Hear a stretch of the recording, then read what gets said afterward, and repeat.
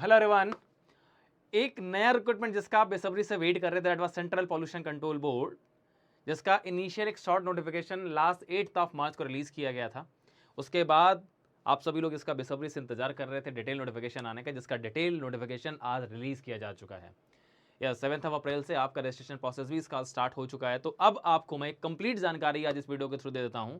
एक short notification पर base मैंने एक वीडियो आपको पहले दिया हुआ था, आपको अब मैं डिटेल नोटिफिकेशन की जानकारी दे देता हूं। साथ में पहला क्वेश्चन जो आपका आएगा, बिकॉज रिक्रूटमेंट आने के बाद में फिर कहीं बहुत लेट में जाकर के आपके पास में, बिकॉज ये पूरा का पूरा एग्जाम जो है वो सीबीटी बेस्ड होता है, तो कहीं लास्ट में जाकर के आपको इसका सिलेबस, एग्जाम पैटर्न एक्सेट्रा ये सब चीज़ें पता चलती हैं आपको। तो क्यों ना उन चीज़ों को आज ही बता दिया जाए ताकि आप अपनी सही तरीके से प्रिपरेशन स्टार्ट कर सकें।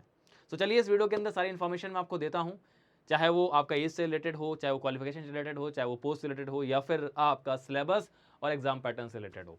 तो इन सभी के बारे में जानकारी के लिए सबसे पहले, जैसा कि आपको दिख रहा होगा इस पीडीएफ के अंदर में, जो आपका रजिस्ट्रेशन पोर्टल है वो आईटी दिल्ली जो है ना वो मैनेज करता है इसका, ठीक है ना। बिकॉज इसकी वेबसाइट में आपको साफ साफ दिख रहा है online.iitd.ac.in, क्योंकि एक पहले ही मैं आपको न्यूज़ दे देता हूं, क्योंकि रीज़न ये है कि इसका पेपर भी आईटी दिल्ली ही डिज़ाइन करता है। आईटी दिल्ली के प्रोफेसर्स के थ्रू इसका पेपर आपका डिज़ाइन किया जाता है, ठीक है।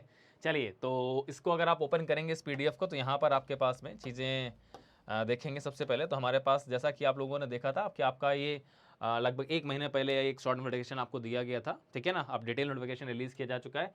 आपका जो रजिस्ट्रेशन है वो स्टार्ट हो चुका है 7 अप्रैल से, और लास्ट डेट जो है 28 अप्रैल, ठीक है ना। तो ये दूसरी गुड न्यूज़ है आपके पास में एक दिन के अंदर। और आपके पास में 28 अप्रैल इसका लास्ट डेट रखा गया। साइंटिस्ट बी की पोस्ट के लिए, जैसा मैंने आपको बताया था, साइंटिस्ट बी की पोस्ट के लिए हमारे पास में डिफरेंट ब्रांचेस के लिए पोस्ट आपके पास ओपन होती हैं। तो साइंटिस्ट बी के अंदर में एससी कैटेगरी की 3 पोस्ट, एसटी की 1 पोस्ट, ओबीसी की 7, ईडब्ल्यूएस की 1, unreserved 10, total 22 number of post हमारे पास ओपन होकर के आई हैं साइंटिस्ट बी के लिए, जो कि इंजीनियरिंग ग्रेजुएट्स के लिए होती है। और इसका अपर एज लिमिट जो है मैक्सिमम दैट इज 35 ईयर्स।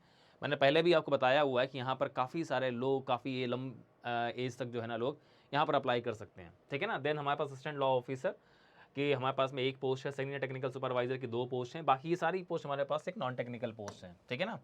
तो अगर आप इनमें इंटरेस्टेड हैं तो आप इसके लिए अप्लाई कर सकते हैं। अगर आप एलिजिबिलिटी किसी के लिए भी है, जनरली ये आर्ट्स, कॉमर्स, मैनेजमेंट से रिलेटेड हमारे पास, या फिर टेक्निकल असिस्टेंट, लेबोरेटरी असिस्टेंट से रिलेटेड हमारे पास पोस्ट होती हैं, जिनके लिए आप अप्लाई कर सकते हैं। जैसे अपर डिवीजन क्लर्क, नॉर्मल हमारे पास में ग्रेजुएशन लेवल का, अगर आपका कोई भी ग्रेजुएशन है तो उसके लिए आप अप्लाई कर सकते हैं। चलिए, तो ये डिफरेंट टोटल हमारे पास अगर आप इनको देखेंगे तो टोटल ये 69 नंबर ऑफ पोस्ट हैं, इंक्लूडिंग ऑल पोस्ट, ठीक है ना। तो अब यहाँ पर अगर मैं आपसे बात कर रहा हूँ तो यहाँ पर कुछ पोस्ट हैं, 22 जो पोस्ट हमारे पास में है। अब यहाँ पर अगर मैं आपसे बात कर रहा हूँ तो 22 में से 2 पोस्ट हमारी जो है वो रिजर्व की गई हैं फिजिकली चैलेंज कैंडिडेट्स के लिए, ठीक है ना। और जिसके अंदर हमारे पास एक पोस्ट जो है वो इसका डिसेबिलिटी के अंदर में आती है, दूसरी जो पोस्ट है वो हमारे पास इस डिसेबिलिटी के अंदर आती है। तो ये 2 पोस्ट उनके लिए रिजर्व है, मतलब बचती है हमारे पास 20 पोस्ट, जिसके अंदर आपके अंदर फाइट होने वाली है।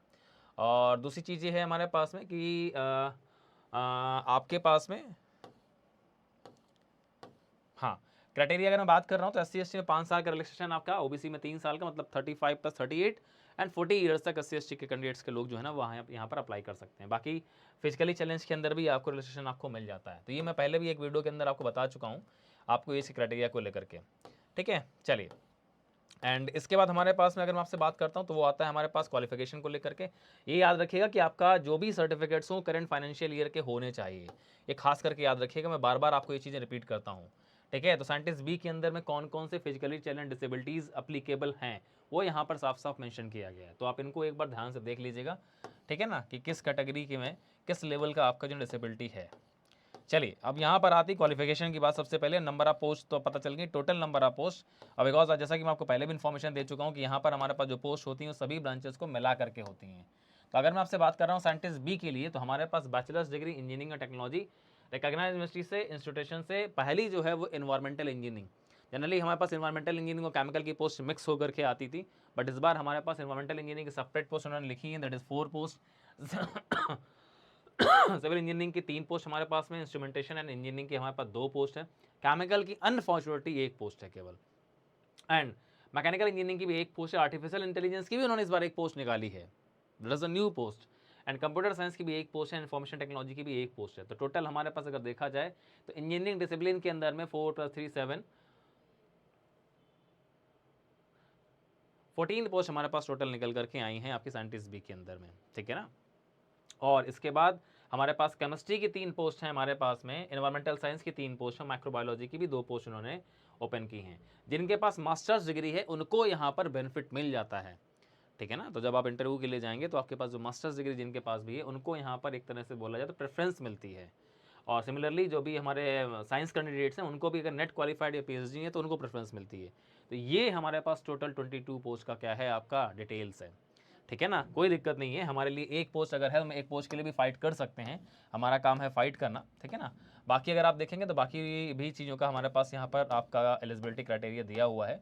आप अगर मास्टर्स या फिर किसी भी पर्टिकुलर दूसरी पोस्ट के लिए अप्लाई करना चाहते हैं तो चलिए सिलेक्शन का जो हमारे पास में प्रोसीजर है, ठीक है ना, वो मैं आपको बता देता हूँ। सिलेक्शन का प्रोसीजर हमारे पास में क्या है, पहले मैं फ़ीस की बात कर लेता हूँ हमारे पास में। तो जनरल इंस्ट्रक्शन हमारे पास में फ़ीस जो है हमारे पास में, अगर 2 आवर एग्जाम अगर आप फेस करने जा रहे हैं तो फीस आपको जो पे करनी है that is 750 plus 250 test session, ठीक है ना। पर for the test session total 1000 rupees आपको पे करना है। 2 आवर्स हमारा जो साइंटिस्ट बी का एग्जाम होगा वो 2 आवर्स कैटेगरी में आता है। अगर आप 1 आवर एग्जाम फेस कर रहे हैं तो आपको 350 प्लस 150 टेस्ट सेशन 500 रुपीज़ आपको फ़ी पे करना है, ठीक है ना। चलिए तो ये आपका टोटल फीस जो है ना रजिस्ट्रेशन के टाइम आपको पे करना होगा। और बाकी इन्होंने जो भी एक्सपीरियंस क्वालिफिकेशन और एज का जो क्राइटेरिया लिया है वो 28 अप्रैल तक लिया है। 28 अप्रैल तक अगर आपकी एज 30 ईयर्स 35 ईयर्स और प्लस रजिस्ट्रेशन अगर आपकी हो रही है तो आप इस फॉर्म को अप्लाई कर सकते हैं, राइट। चलिए अब इसके बाद अगर मैं आपसे बात कर रहा हूँ तो आगे हमारे पास में आती है डिटेल्स लेकर के आपके पास। अगर आप कहीं पर जॉब कर रहे हैं ऑलरेडी तो एनओसी के लिए आप ध्यान रखिएगा, एनओसी आपको अप्लाई करना पड़ेगा जब भी आप इंटरव्यूज़ के लिए जाएंगे, ठीक है ना। अब मैं सीधे सिलेक्शन क्राइटेरिया की तरफ आता हूँ। बहुत सारी डिटेल्स इसके अंदर में लिखी हुई हैं, ठीक है ना। बस ये याद रखिएगा कि आपके पास में आपका candidates scoring less than cut off marks आपके पास में नॉर्मली क्या है, वेटेज हमारे पास देखिए लिखा हुआ है साफ साफ उन्होंने लिखा है रिटन टेस्ट और इंटरव्यू का वेटेज 85 और 15 है साइंटिस्ट बी के लिए। 85% वेटेज रिटन का है, 15% वेटेज हमारा क्या रहेगा इंटरव्यू का रहेगा। मिनिमम जो कट ऑफ मार्क्स आपका है आपके पास नेक्स्ट स्टेज के लिए क्वालिफाइंग करने के लिए आपको एटलीस्ट 35% अनरिजर्व्ड जनरल कैटेगरी में, ओबीसी ईडब्ल्यूएस में 30% और बाकी कैटेगरीज के अंदर आपको 25% मार्क्स लेकर के आने हैं, ठीक है ना। यहाँ पर आपको पहले ही दिख रहा है सीबीटी हमारा होगा और उसके बेसिस पर हमारा रिक्रूटमेंट आपका ये होगा, ठीक है ना। तो आप बाकी चीज़ों को यहाँ से पढ़ सकते हैं, ठीक है ना। चलिए बाकी इन्होंने अभी ये कुछ नहीं लिख के दिया है आपको कि एक्चुअली हमारे पास में जो रिक्रूटमेंट हमारा जो होगा उसका पैटर्न क्या है, ऐसा इसके अंदर कुछ भी नहीं लिखा है, ठीक है, नोटिफिकेशन के अंदर में। अब बात आती है कि सर पैटर्न आप ही अगर बता दें तो ज़्यादा बेटर होगा, सिलेबस अगर आप ही बता दें तो ज़्यादा बेटर होगा, बिकॉज हमें बाद में फिर क्या करना पड़ेगा, सर्च करना पड़ेगा, काफ़ी लेट में जो है ना ये सिलेबस या फिर पैटर्न रिलीज़ किया जाएगा। चलिए आपकी इस क्वेश्चन का आंसर मैं इसी वीडियो के अंदर दे देता हूँ।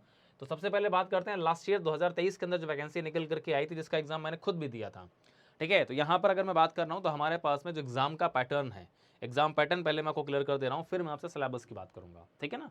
तो एग्जाम पैटर्न की अगर मैं आपसे बात कर रहा हूँ तो ये लास्ट जो हमारा रिक्रूटमेंट हुआ था ये उसका एग्जाम पैटर्न है हमारे पास में, ठीक है ना। पहली बात था objective type question with 4 choices. MCQs जो आपको मिले थे, एमसीक्यूज हमारे पास 1 नंबर 2 नंबर लगभग गेट के सिमिलर पैटर्न होता है, 1 नंबर 2 नंबर दोनों क्वेश्चन हमारे पास में थे। और यहाँ पर मैं आपसे अगर बात कर रहा हूँ तो हमारे पास में 1 और 2 मार्क्स के 1 मार्क्स के हमारे पास में क्वेश्चन जो थे हमारे पास में, ठीक है ना, वहाँ पर 1/6 का हमारे पास में नेगेटिव मार्किंग था और 2 मार्क्स के जो क्वेश्चन थे हमारे पास वहाँ पर 2/6 का नेगेटिव मार्किंग था।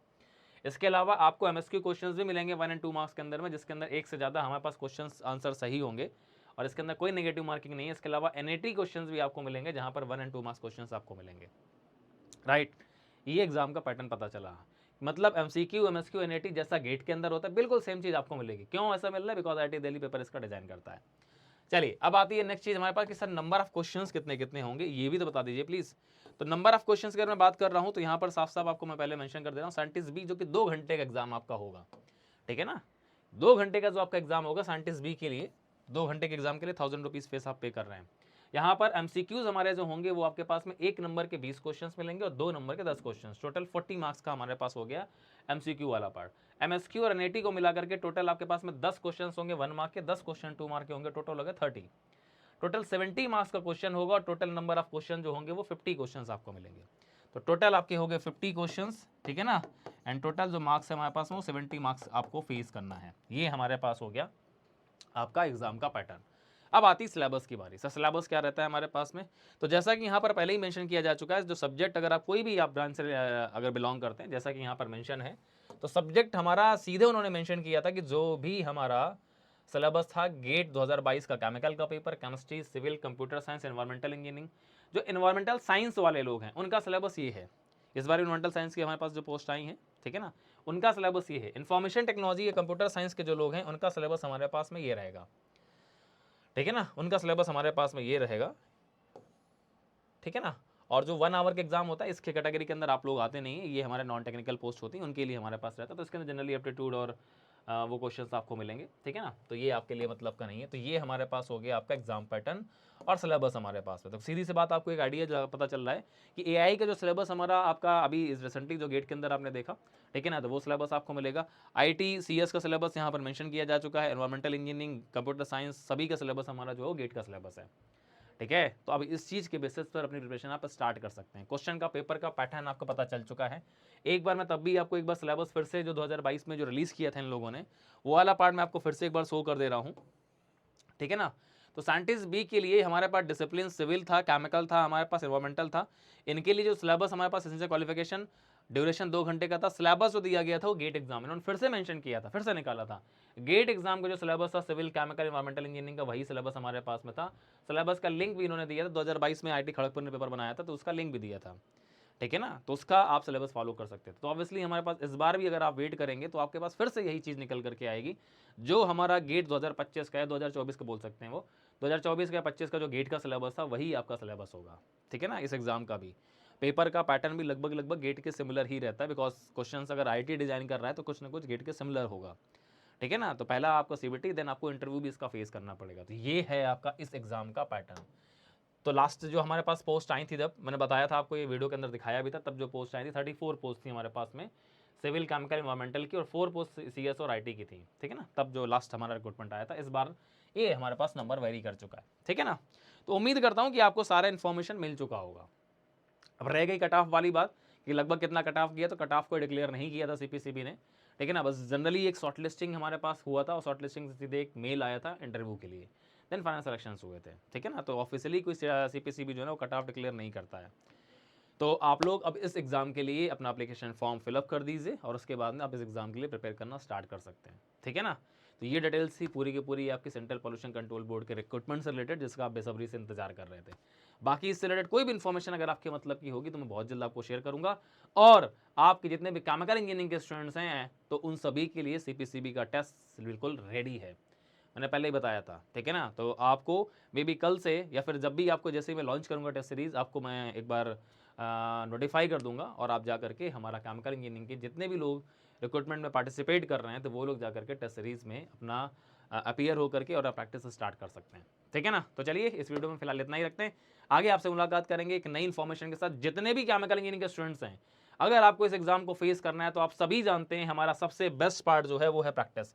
तो प्रैक्टिस के लिए हमारे पास में अभी आपके पास में हमारा केमिकल इंजीनियरिंग के अंदर में जो हमने गेट 26 का टेस्ट सीरीज लॉन्च कर दिया है, यहीं से आप सभी को सबसे बेस्ट बेनिफिट मिल जाएगा, ठीक है ना। तो आपको कहीं जाने की जरूरत नहीं है, क्योंकि रीजन ये है हमने आप लोगों के लिए पहले ही सब कुछ प्लान करके रखा है।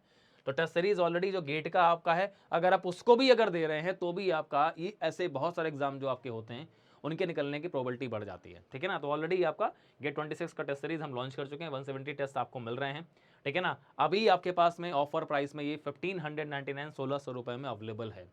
170 नंबर आप टेस्ट एंड इसके साथ साथ में बहुत सारी चीज़ें आपको यहाँ पर मिल जाती हैं, ठीक है ना। Topic wise test, subject wise test, mix subject wise, full length, PYQs, ये टोटल 170 टेस्ट आपको यहाँ पर मिलेंगे, जिसके आपका फर्स्ट टेस्ट 1 अप्रैल से स्टार्ट हो चुका है। टेस्ट रेगुलर बेसिस पर आ भी रहे हैं टॉपिक वाइज टेस्ट, तो आप यहाँ से स्टार्ट कर सकते हैं। इसके अलावा अगर आप अभी तक अगर सोच रहे थे कि नहीं सर मेरे को क्या करना चाहिए, तो आपके जितने भी ये नॉन गेट एग्जाम्स होते हैं या फिर अगर आप गेट नॉन गेट दोनों देना चाहते हैं तो आप मैंने टेस्ट सीरीज पास भी हम लोगों ने आपके रिलीज़ किया है, जो पूरे साल में आने वाले सारे के सारे रिक्रूटमेंट एग्जाम्स को कवर करेंगे। अब यहाँ पर एक पोस्ट है लेकिन तब भी हम सीपीसीबी की प्रैक्टिस आपको करा रहे हैं, ठीक है ना। तो सीपीसीबी के टेस्ट सीरीज हम तब भी आपको लॉन्च करेंगे, तो जितने भी लोगों के पास में टेस्ट सीरीज पास है उन सभी के पास ये टेस्ट सीरीज अवेलेबल होगी।